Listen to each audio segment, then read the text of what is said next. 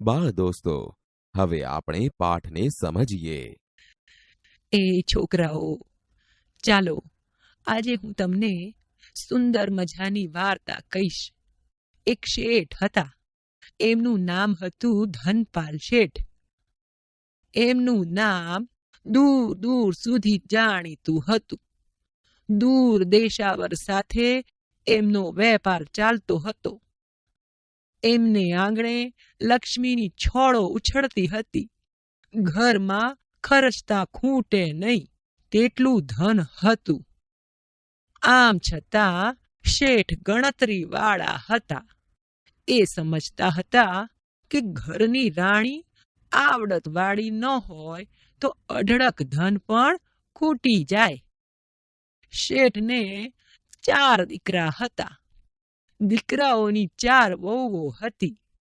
દીકરા તો જીવ પરોવીને વેપાર ધંધામાં પડી ગયા હતા. એમની હોશિયારી અને સમજદારીથી શેઠને સંતોષ હતો.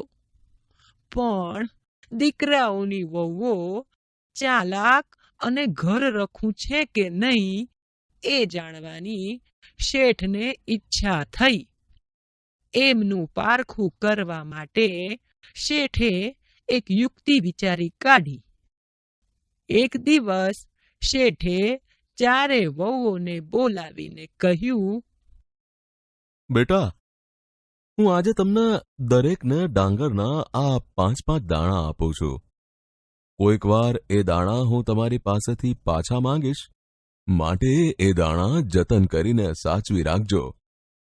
એટલું કહી એમણે દરેક વહુને 5-5 દાણા આપી વિદાય કરી. વહુઓ દાણા લઈ હસતી હસતી ચાલી ગઈ. મોટી વહુ જરા ઉછાંછળી અને છીછરી બુદ્ધિની હતી.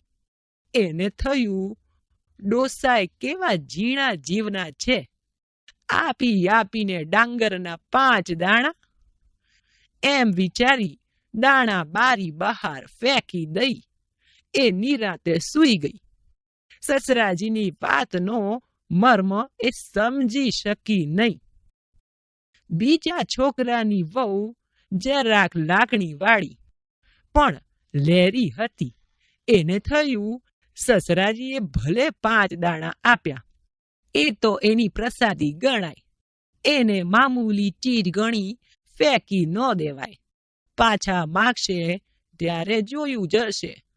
કોઠીમાંથી કાઢીને બીજા દાણા આપતા શી વાર લાગવાની છે?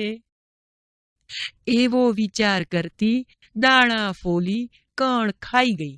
એને પણ સસરાજીની વાતનો મર્મ ન સમજાયો.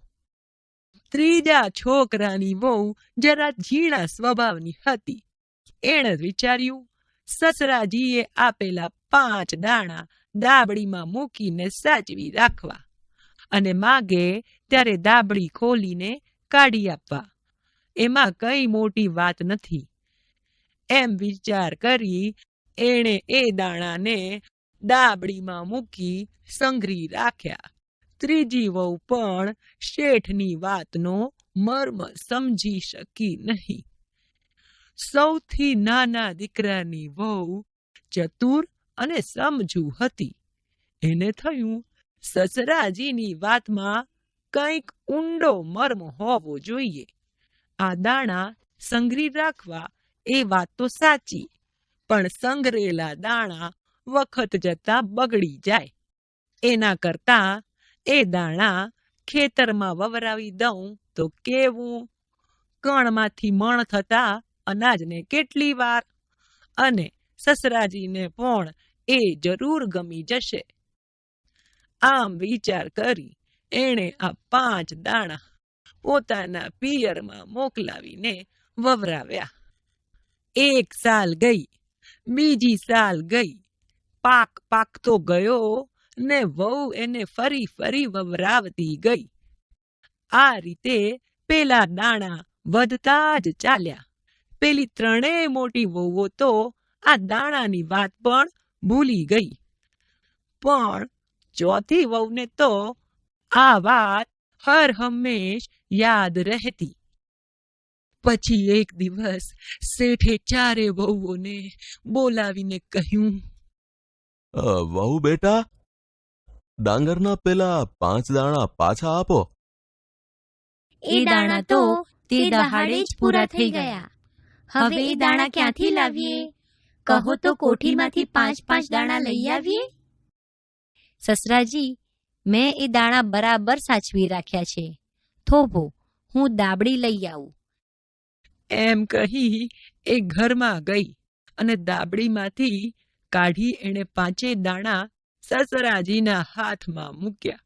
નાની વહુ આ બધું જોતી ધીમું ધીમું હસી રહી હતી. દીકરા, તું કેમ કંઈ બોલતી નથી? જા, તારા દાણા લઈ આવ. કેમ, લાવી શકીશ ને? સસરાજી, એ દાણા લાવવા માટે આપને મારે પિયરે ગાડા મોકલવા પડશે. આજે હવે દાણા 5 નથી રહ્યા. એ વધીને ગાડા ભરાય તેટલા થયા છે. પછી નાની વહુએ એ દાણાની વાત માંડીને કઈ સંભળાવી. તમારા સૌમાં આ નાની વહુ ઠરેલ અને ચતુર છે. આજથી આપણા આખા ઘરનો કારભાર એ ચલાવશે. તમે સૌ એના શાણપણનો લાભ લેજો. દીકરી, આજથી ઘરમાં કોઠારનો કારભાર તને સોંપું છું. મને ખાતરી છે કે તું આ ઘરની લક્ષ્મી છે. તારા હાથમાં આવેલી સંપત્તિ વધતી જ જશે. તું જ મારા ઘરને સારી રીતે સાચવી શકીશ. બેટા, આજથી રસોડાનો કારભાર તારે સાચવવાનો. નોકર ચાકર ઉપર દેખરેખ તારે રાખવાની. વહુજી, ઘરની સાફસૂફીની જવાબદારી તમારે સંભાળી લેવાની. સૌ પોતપોતાની સૂઝ પ્રમાણે અને સ્વભાવ પ્રમાણે વહેંચીને ઘરનું કામ કરશો તો ઘરની શોભા રહેશે અને બધા સુખી થશો.